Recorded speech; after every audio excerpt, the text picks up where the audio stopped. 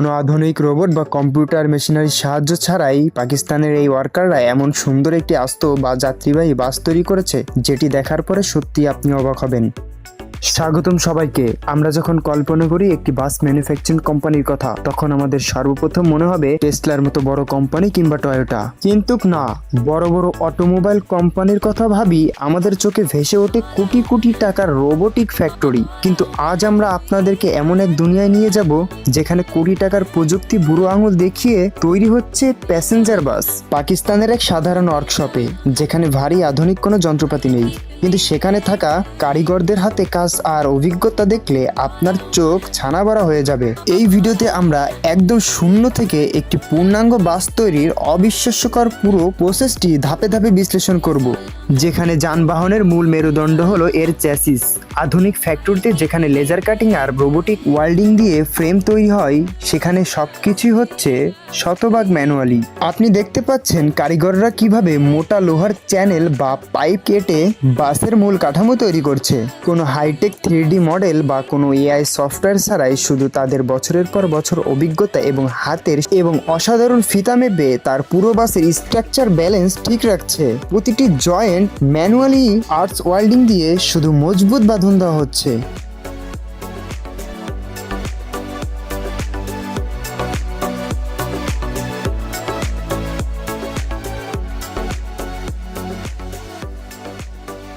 এবার আসা যাক বাসের বাহিরের বডি তৈরির পালা। বাসের বডির জন্য যেমন ডিআর শট বা স্টিল প্লেট ব্যবহার করা হয়, সেগুলোই বাসের প্রকৃত আধুনিক ব্লেন্ড করা অত্যন্ত কঠিন কাজ। ভারী হাতুড়ি আর নিজস্ব তৈরি করা কিছু লিভার টুলস, স্রেফ চোখের আন্দাজ আর মেজারমেন্ট টেপ দিয়ে তারা মেটাল প্লেটগুলোকে এমনভাবে নিখুঁত শেপ দিচ্ছে যা সত্যি অভাবনীয়, যা সত্যিই চমকে দেওয়ার মতো।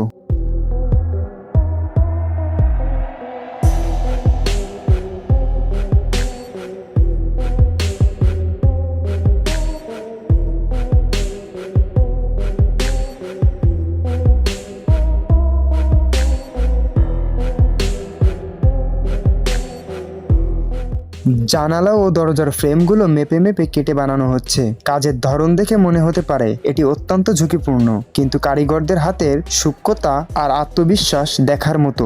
তারা এই বাস বানাতে বানাতে বিদ্ধ হয়ে গেছে।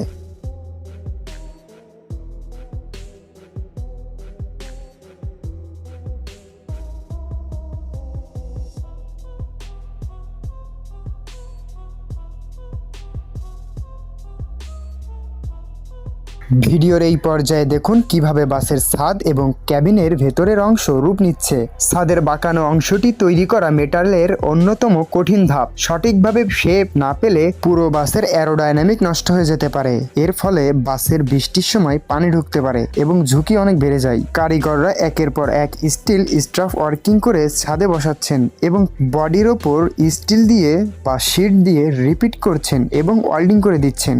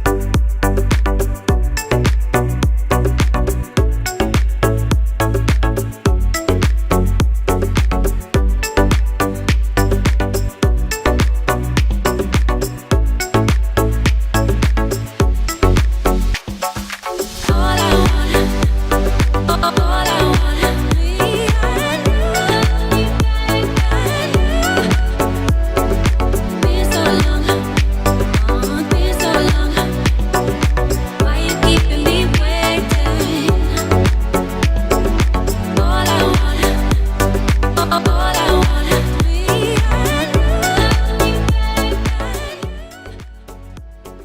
এই বাসের বেটালের পুরো বডি সম্পূর্ণ তৈরি হওয়ার পর শুরু হয় ফিনিশিং এর মূল জাদু।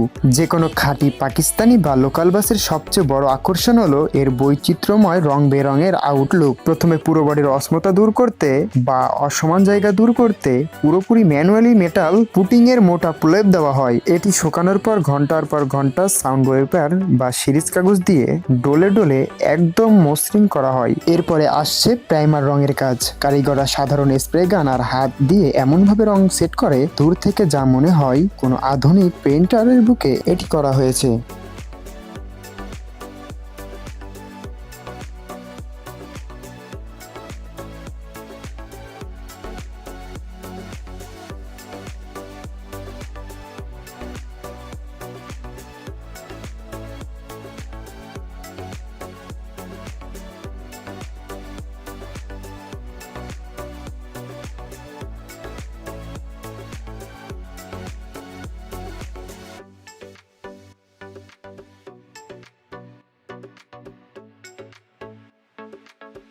বাহিরের কাজ শেষ হলে এবার বাসের ভেতরের রূপ করার পালা। ফ্লোরিং এর উপর অ্যালুমিনিয়াম প্লেট অথবা উডেন প্লেট বসানো হচ্ছে।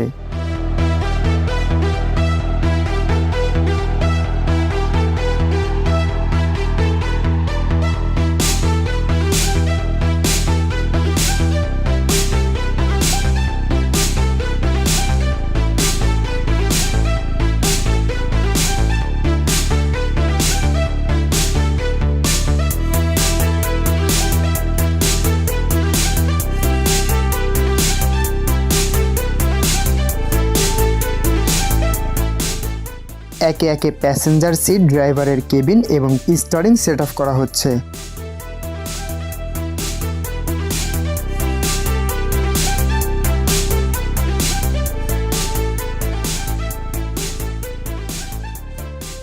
বাসের উইন্ডশিল্ড ও সাইড গ্লাসের আঠা ও রাবার গাসেট দিয়ে ওয়াটারপ্রুফ করে বসানো হচ্ছে যাতে বৃষ্টির পানি কোনোভাবে লিক না করে।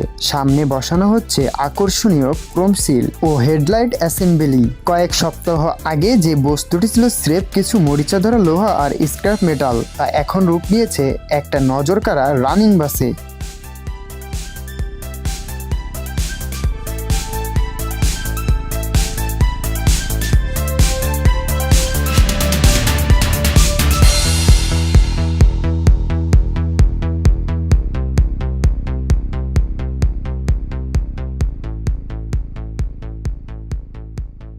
আধুনিক টেকনোলজি আর রোবোটিকের এই যুগে দাঁড়িয়ে শুধুমাত্র অদম্য ইচ্ছা আর অভিজ্ঞতার হাতে শক্তিশালী আস্ত একটি বাস তৈরি করে ফেলা সত্যি এক অদম্য ইচ্ছার প্রতিভা। সাশ্রয় খরচের ট্রেনের এই বিকল্প প্রমাণ করে দক্ষতা থাকলে মেধা কখনো মেকানিজমের অভাবে বোধ করে না। যে কোনো পরিস্থিতি আর যে কোনো অল্প যন্ত্র অংশ দিয়েও শক্তিশালী জিনিস তৈরি করা যায়। পাকিস্তানের এই কারিগরদের কঠোর পরিশ্রম ও অভিজ্ঞতা দক্ষতা আপনাদের কেমন লাগলো? আপনি কি এমন সদ্য নির্মিত বাসে চড়তে পছন্দ করেন? কমেন্ট করে আপনার মতামত অবশ্যই জানাবেন। ভিডিওটি লাইক দিন এবং বন্ধুদের মাঝে শেয়ার করুন। এমন সব সাবলীল ও রোমাঞ্চকর ম্যানুফ্যাকচারিং ভিডিও দেখতে আমাদের চ্যানেলের সাথে যুক্ত থাকুন। ভালোবেসে ফলো করুন অথবা সাবস্ক্রাইব করুন। বেল আইকনটি চেপে রাখুন। দেখা হবে পরবর্তী ভিডিওতে। আর যদি বেল আইকন না চাপেন তাহলে আপনি আমাকে আর কোনোদিনই পাবেন না। ধন্যবাদ।